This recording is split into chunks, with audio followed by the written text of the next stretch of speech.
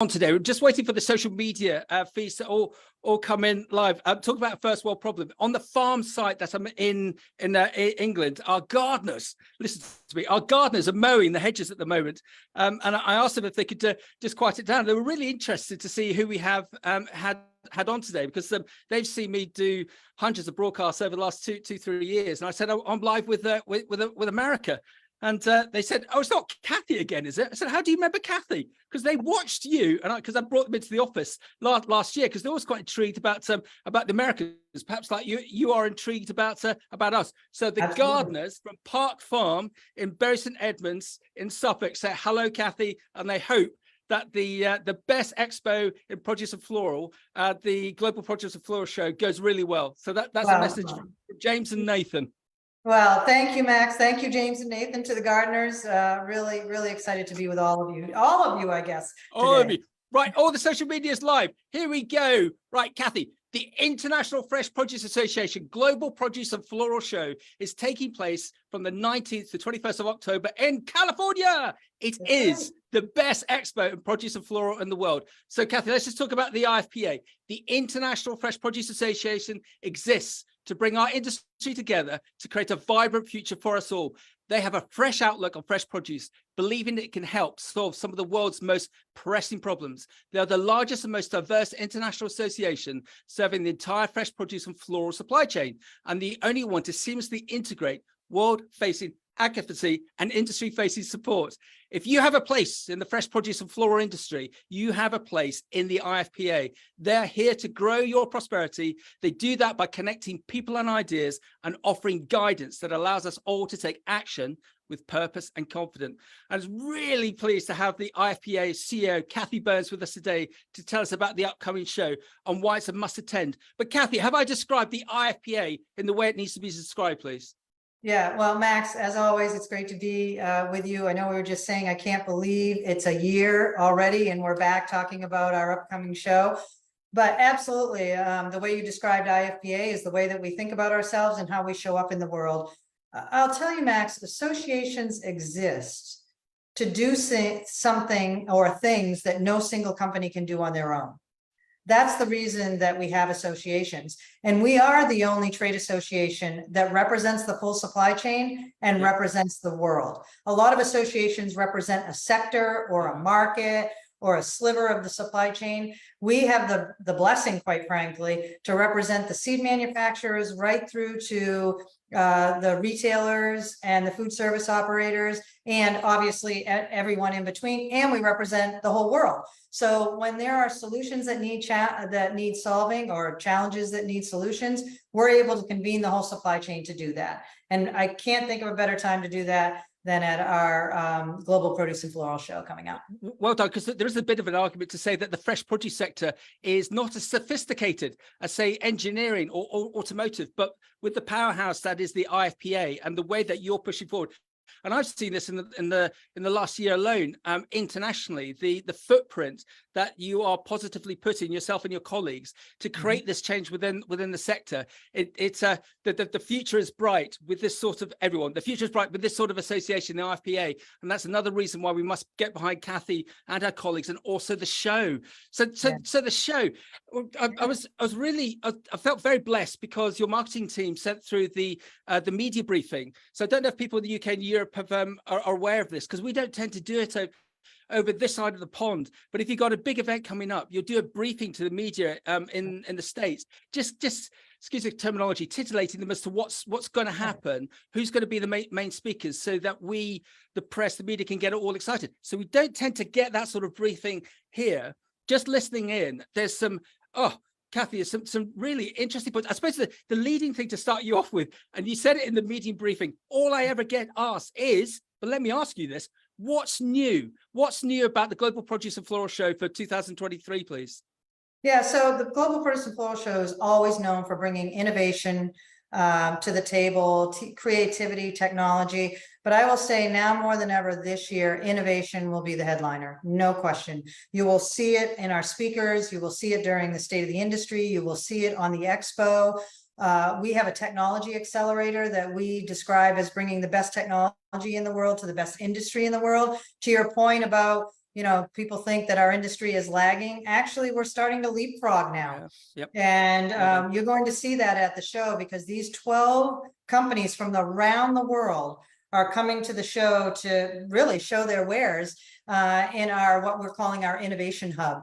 So the opportunity for people to see technology coming to life in our sector, leapfrogging where technology is today to solve some of the industry's more difficult challenges. You're going to see innovation everywhere, Max. That's going to be very, very consistent. The other thing that I would say is you're going to see our orientation towards action.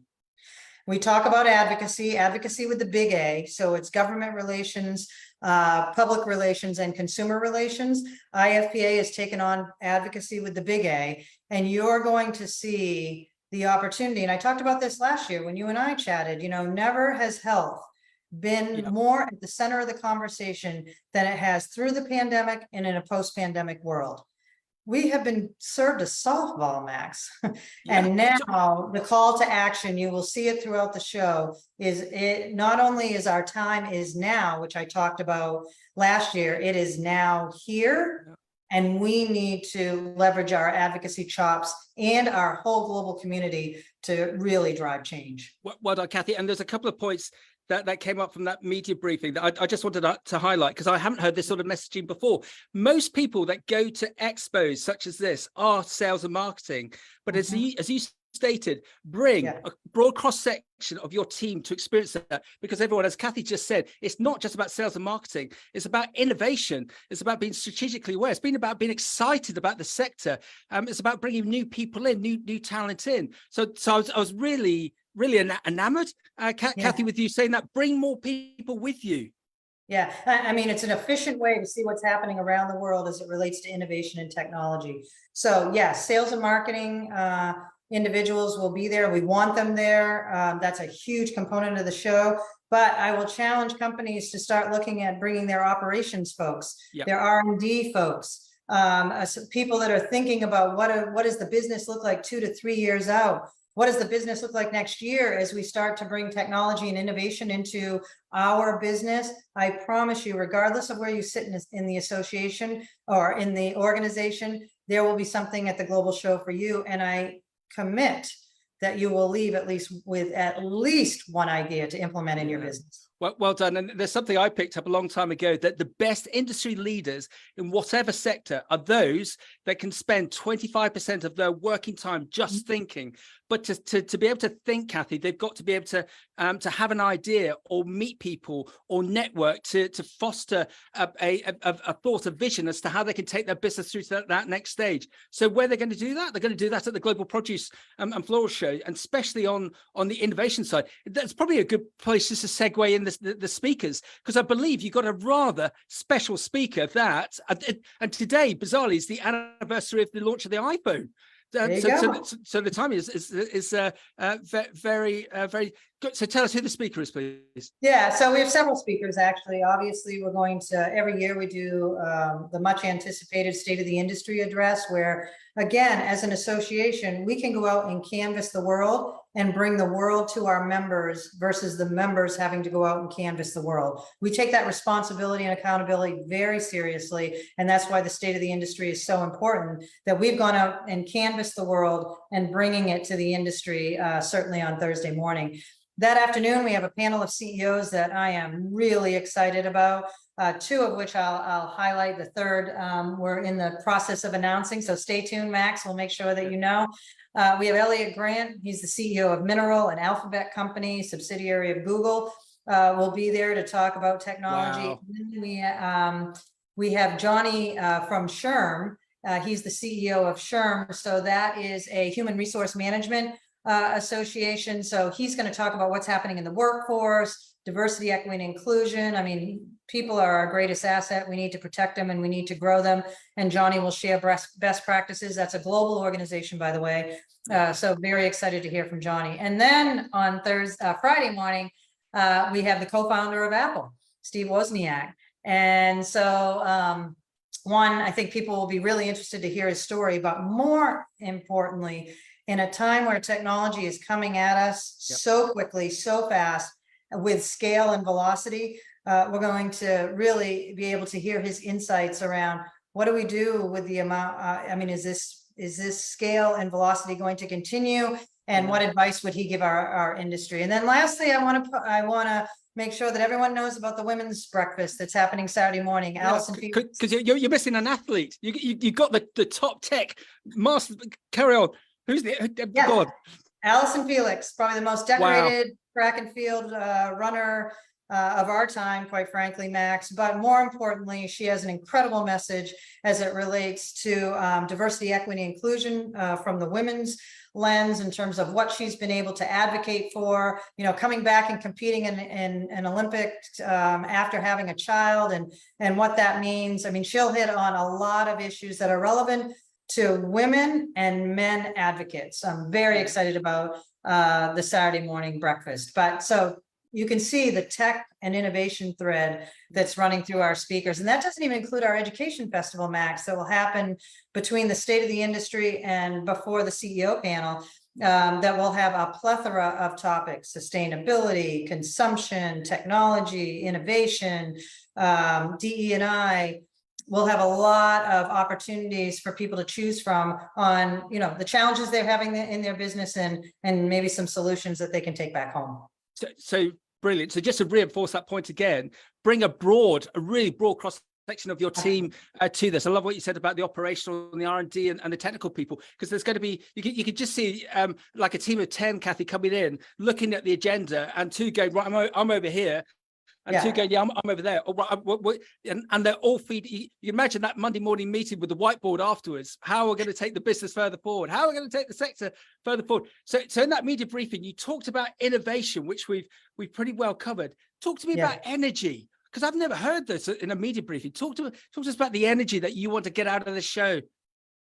Yeah, I mean, I think, last year was phenomenal. I know you were there, Max, and it was a homecoming of sorts, wasn't it? I mean, we hadn't had a live in-person event for 2 years, neither association at the time. And now we've created IFPA. That was a coming out party for the brand. If you think about it, it was the first global produce and floral show that we held in October under the IFPA brand.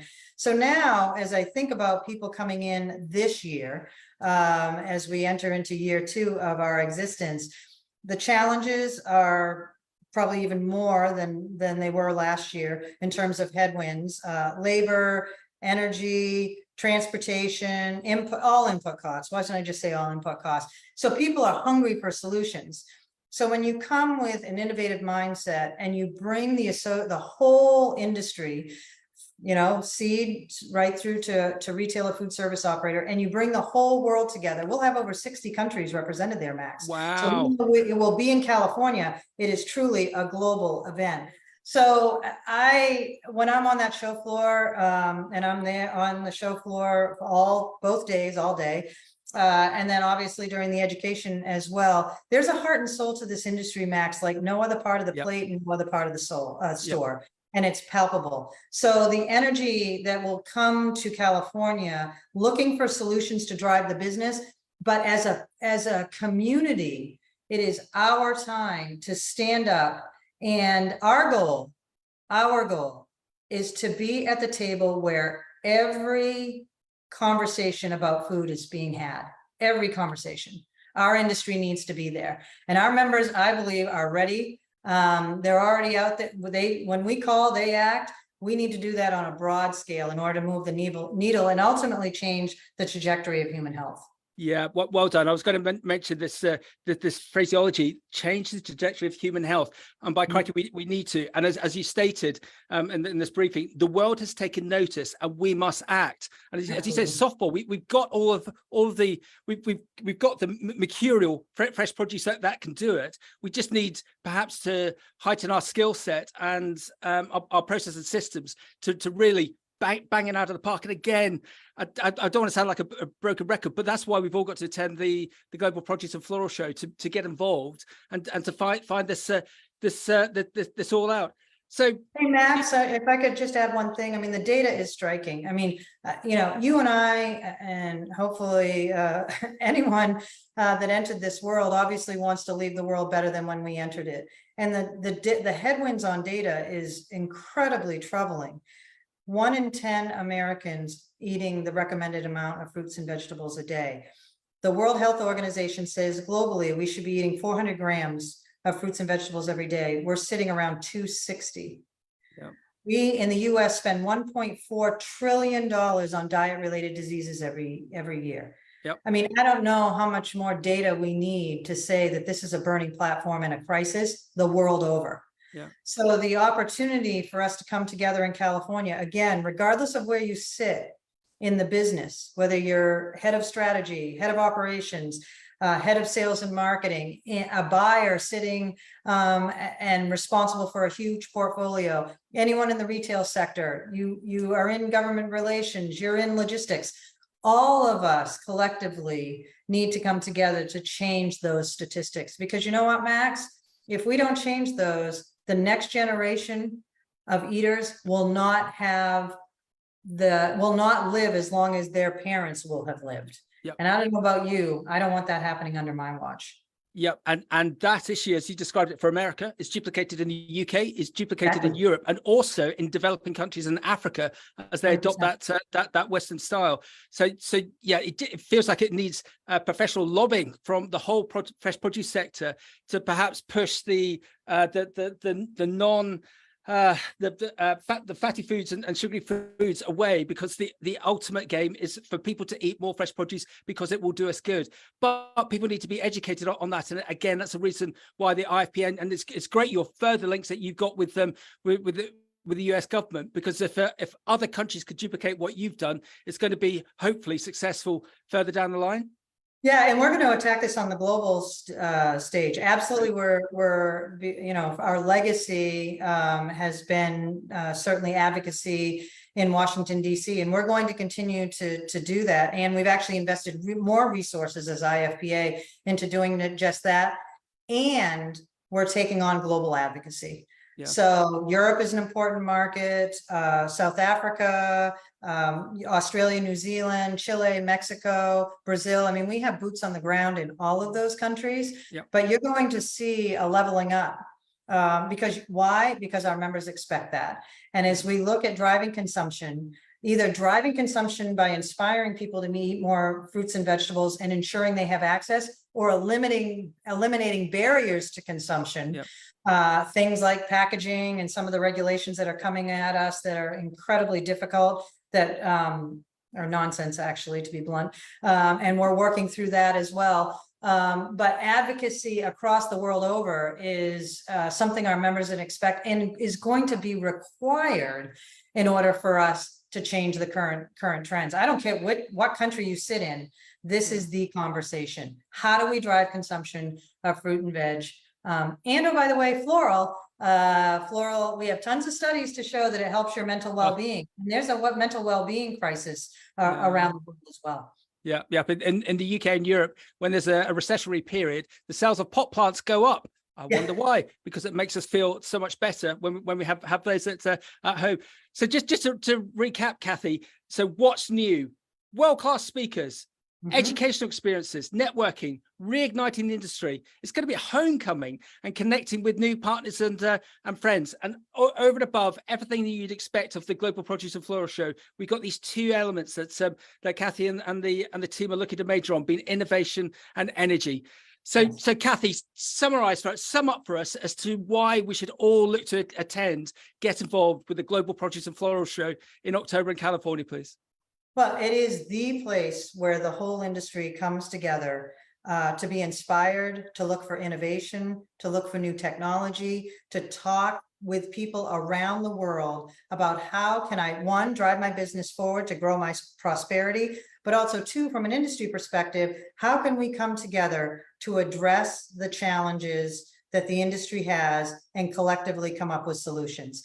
So we have bits and pieces of people doing things all over the world, and this is under one roof, under one place, all together across the supply chain. And I'm really encouraging people to bring different people within their businesses to come together, because I promise you, you will walk away with 1, 2, 3, I hope 10 ideas that ultimately grow your business, make you more efficient and effective to ultimately set us on a track to grow prosperity, changing the trajectory of human health. And at the end of the day, we all want to live longer, but we want to be healthy in that pursuit.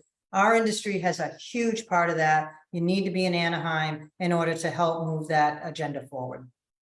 Boom. Cathy Burns, CEO of the IFPA. We look forward to seeing you at the Global Produce and Floral Show in California from the 19th to 21st of October. Look at the links to sign up, to register. Places are going fast, so sign up and we'll see you in California. Cathy, thank you very, very much. Great. Thank you, Max. See you in Anaheim. Bye-bye. Bye-bye.